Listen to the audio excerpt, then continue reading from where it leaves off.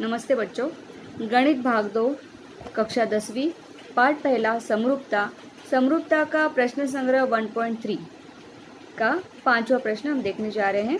प्रश्न में पढ़ रही हूँ। संलग्न आकृति में इस आकृति में चतुर्भुज PQRS एक समलंब चतुर्भुज है। चतुर्भुज PQRS यह समलंब चतुर्भुज है। समलंब चतुर्भुज अर्थात PQ, देखिए प्रश्न में भी दिया है, भुजा PQ समांतर भुजा SR, भुजा PQ समांतर भुजा SR। ठीक है। समलंब चतुर्भुज में हमेशा सम्मुख भुजाओं की एक जोड़ी समांतर होती है। ठीक है। तो इसके आधार पर आपको ये सिद्ध करना है, लेकिन इसके साथ AR बराबर 5 AP और AS बराबर 5 AQ भी दिया गया है। ठीक है। तो चलो इसे हल करते हैं। ठीक है। हल करने के लिए सबसे पहले हमें इसकी क्योंकि यहाँ पे सिद्ध कीजिए हैं तो हमें उपपत्ति लिखनी होगी। उपपत्ति, ठीक है। तो उपपत्ति में शुरुआत करेंगे हम, जो हमें दत्त में दिया गया है, भुजा PQ समांतर भुजा SR। भुजा PQ यह भुजा SR की समांतर है। ठीक है। और रेखा QS जो है यह इन दोनों की तिर्यक रेखा है। मैं आपको यहाँ पे मार्क करके दिखा रही हूँ। देखिए, भुजा PS और SR यह समांतर है। ठीक है। और जो QS है ये इनकी तिर्यक रेखा है। देखिए, वापस एक बार देखिए, PQ और SR यह समांतर रेखाएं हैं और QS इनकी तिर्यक रेखा है। अभी ये समांतर रेखाएं हैं, ये हमें दत्त में दिया गया है, अर्थात प्रश्न में दिया गया है। और हम आगे क्या लिखेंगे कि रेखा QS उनकी तिर्यक रेखा है।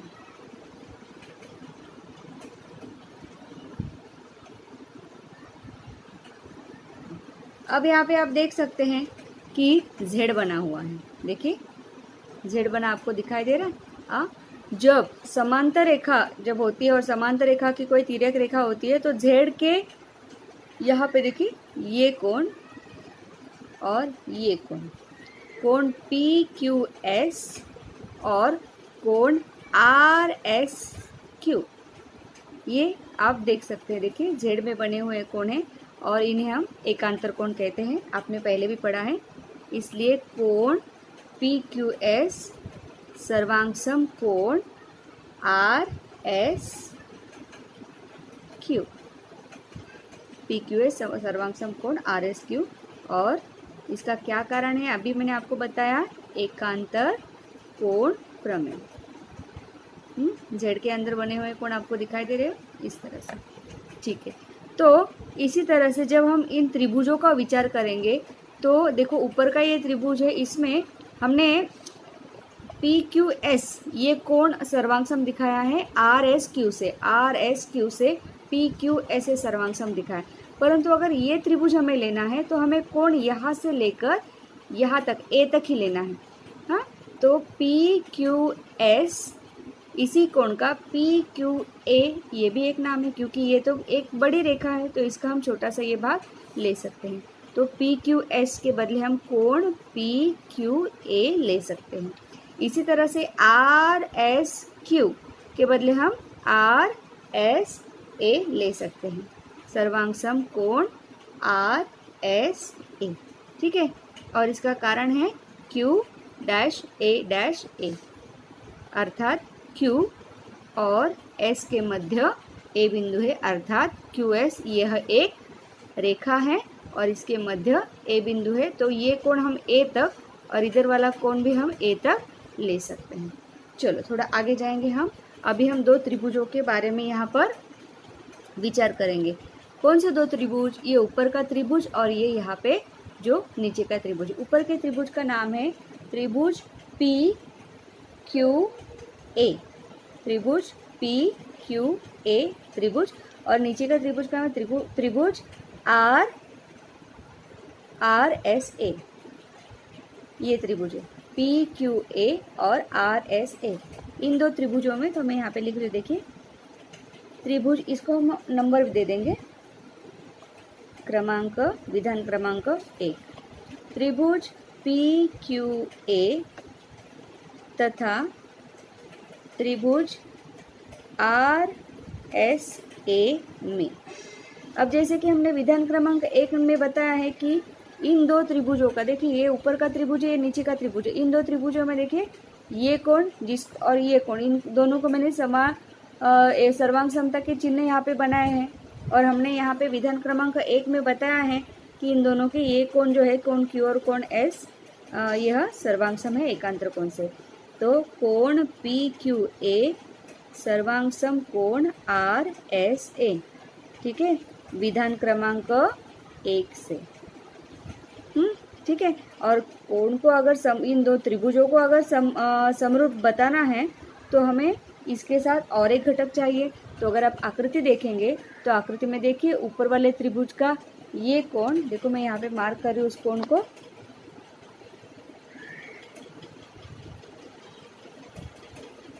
देखिए ये कोण, हाँ, और नीचे वाले त्रिभुज का ये कोण, अगर आप ध्यान से देखेंगे तो बनने वाला ये कोण, ये शीर्षाभिमुख कोण है ना, क्रॉस में बनने वाले कोण शीर्षाभिमुख कोण होते हैं।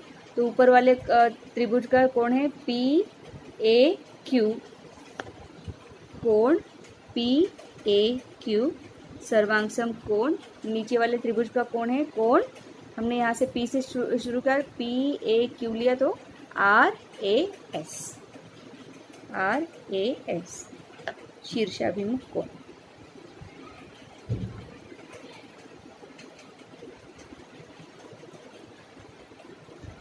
ठीक है। और इसलिए क्योंकि दो कोण यहाँ पे सर्वांग सम है तो त्रिभुज पी क्यू ए और त्रिभुज आर एस ए ये समरूप हो गए, समांतरता की समरूपता की कोको कसौटी से।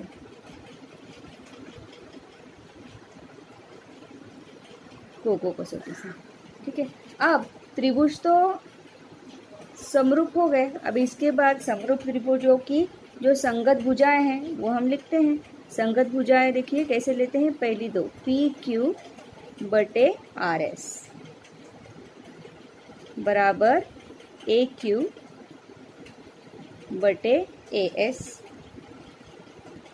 बराबर ए पी बटे ए आर।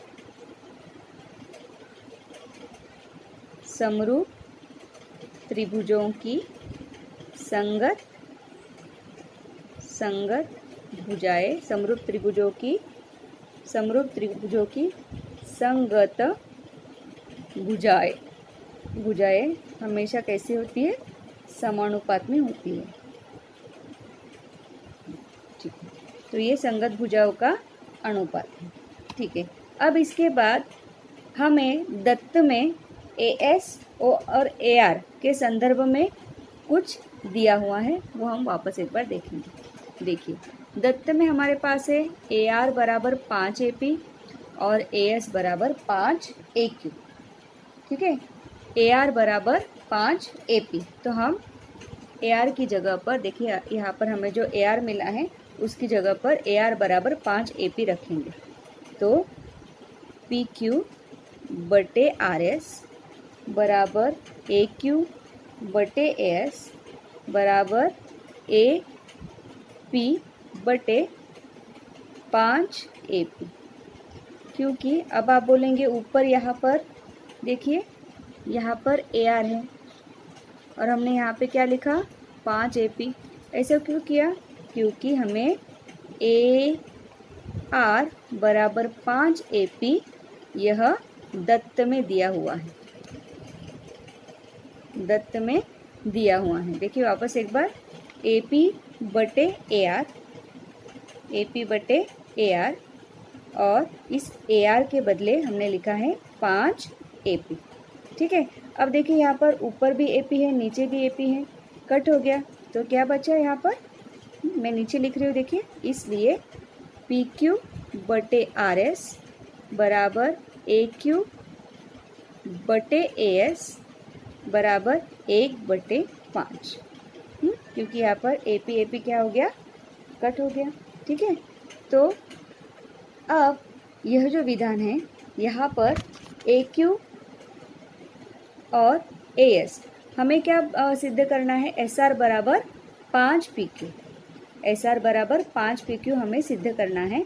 तो यहाँ पर ये बीच वाला अनुपात छोड़ के अगर यह और यह इनकी जोड़ी हम नीचे लगा देते हैं, जैसे PQ बटे RS बराबर 1/5, और यहाँ पर अगर तिरे गुना करेंगे तो PQ बराबर 5RS। वापस एक बार लिखती हूँ मैं यहाँ पर, PQ बराबर 5RS, और ये RS अर्थात SR, RS अर्थात SR, तो हम PQ बराबर 5SR यह लिख सकते हैं। तो यह क्या हुआ, हमारा सिद्ध हो गया। ठीक है, अच्छा इसके बाद हम देखेंगे अगला प्रश्न। अगला प्रश्न है बच्चों, चतुर्भुज ABCD एक समांतर चतुर्भुज है। रेखा DE रेख AB को बिंदु T में प्रतिच्छेदित करती है, तो सिद्ध कीजिए कि DE गुणे BE बराबर CE गुणे T। ठीक है, तो ये आकृति है, इस आकृति में चतुर्भुज ABCD यह समांतर चतुर्भुज है। अब समांतर चतुर्भुज अर्थात समांतर चतुर्भुज के गुणधर्म आपको पता होंगे। समांतर चतुर्भुज के सम्मुख कोण हमेशा सर्वांगसम होते हैं और उसकी समांतर चतुर्भुज की सम्मुख भुजाएं हमेशा समांतर होती हैं। ठीक है, तो हम यहाँ पे कोणों वाला गुणधर्म उपयोग में लाने वाले हैं। तो सबसे पहले हमें इतना भाग दत्त है, देखिए चतुर्भुज ABCD एक समांतर चतुर्भुज है। रेखा DE रेख AB को बिंदु T पर प्रतिच्छेदित करती है। यहाँ तक का भाग जो है वो गिवन अर्थात दत्त है, और ये जो भाग है ये साध्य है। DE गुणे BE बराबर CE गुणे T, इतना जो भाग है ये हमारा साध्य है। तो चलो हम शुरुआत करते हैं उपपत्ति से। उपपत्ति शुरू करने के लिए हम क्या करेंगे, सबसे पहले जो पहली लाइन है ABCD एक समांतर चतुर्भुज है, इसका उपयोग करेंगे। चतुर्भुज ABCD एक समांतर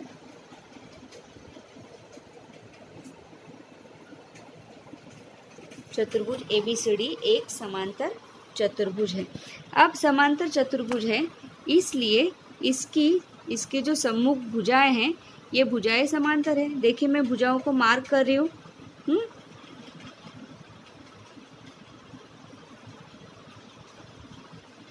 भुजा AB, भुजा CD ये समांतर है, और भुजा AD और भुजा BC ये भी समांतर है।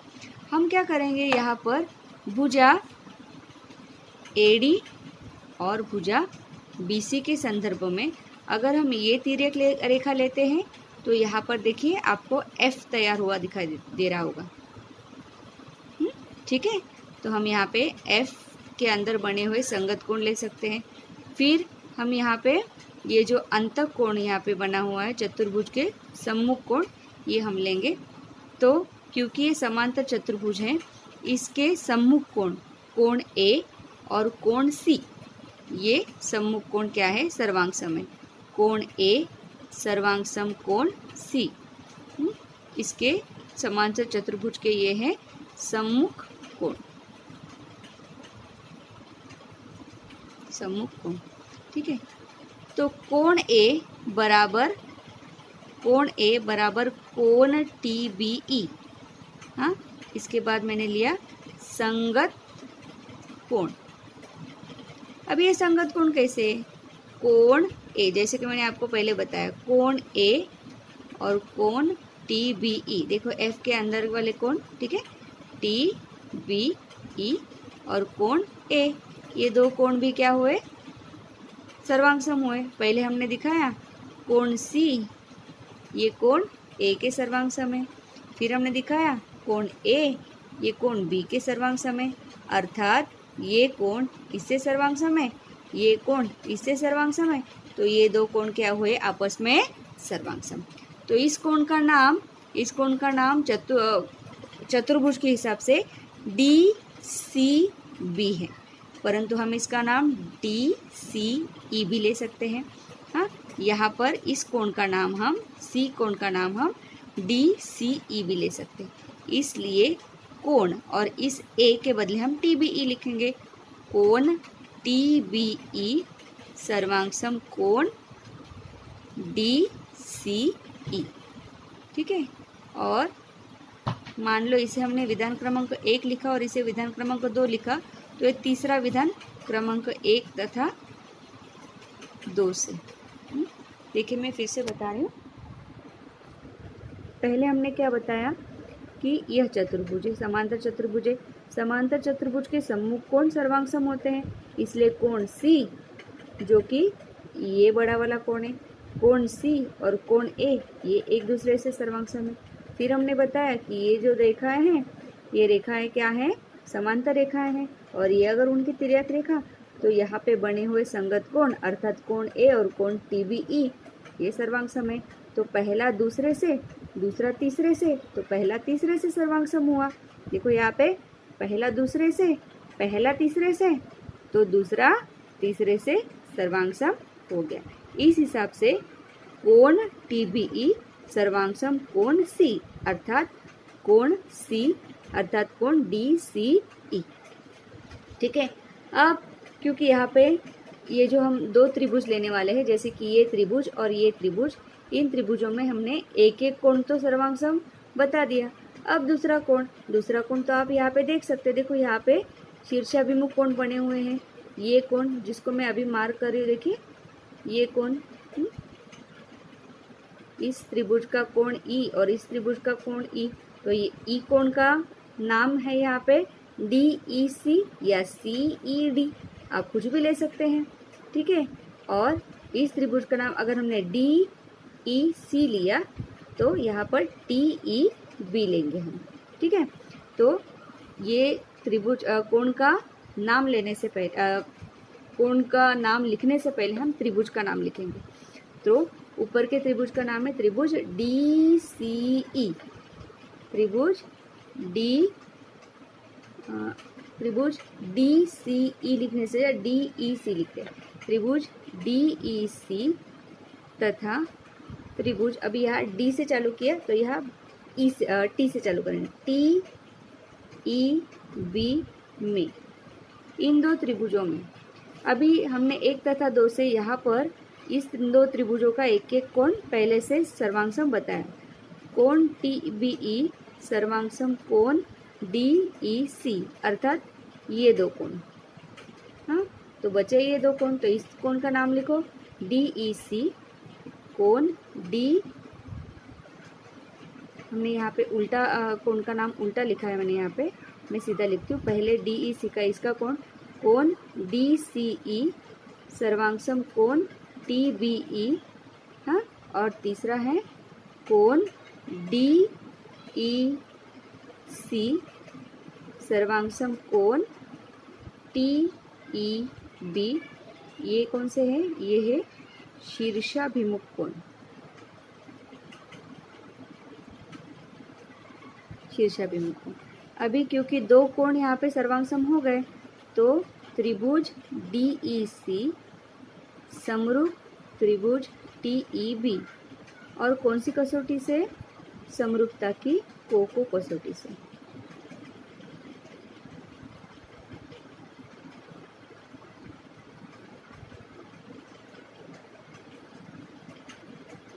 समरूपता की कसौटी से ये दो कोण क्या हो गए, समरूप हो गए।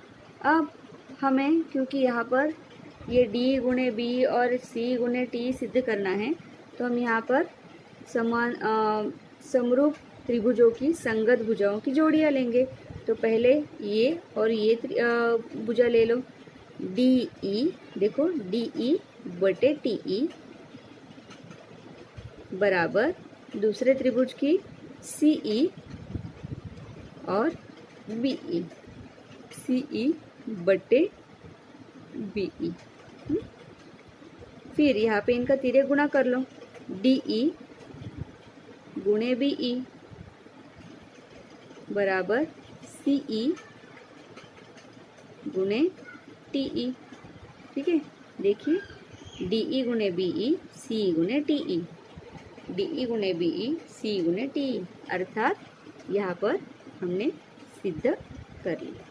वीडियो देखने के लिए आपका बहुत बहुत धन्यवाद।